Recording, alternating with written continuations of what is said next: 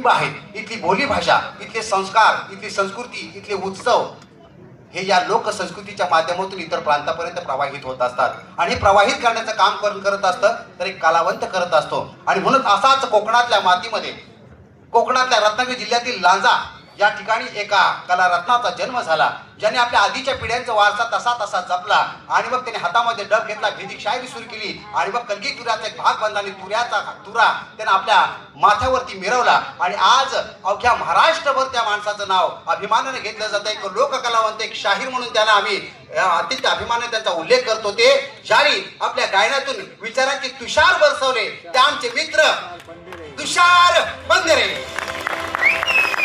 मी नवघडे सरांना विनंती करेन की आपण तुषार पंधरे या माझ्या भावाचा आपण सन्मान करायचा आहे.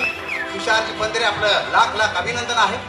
आपल्या माध्यमातून ही लोकसंस्कृती पुढे जात आहे. आपल्या आजोबांपासून, आपल्या वडिलांपासून आलेला वारसा आपण अत्यंत सक्षमपणे सांभाळत आहात आणि अनेक कलावंतांना आपण प्रेरणा देत आहात. आपलं गायन, आपलं काव्य, आपलं वक्तृत्व, आपली शाहिरीची अदा ही लोकांना भुरळ घालते, लोकांच्या मनावरती अधिराज्य गाजवते आणि म्हणून शाहीर तुषार पंधरे यांचा सन्मान करत असताना आम्हाला सार्थ आनंद आणि अभिमान वाटत आहे. आपलं मनपूर्वक अभिनंदन. आपल्या पुढील वाटचालीसाठी लाख लाख शुभेच्छा.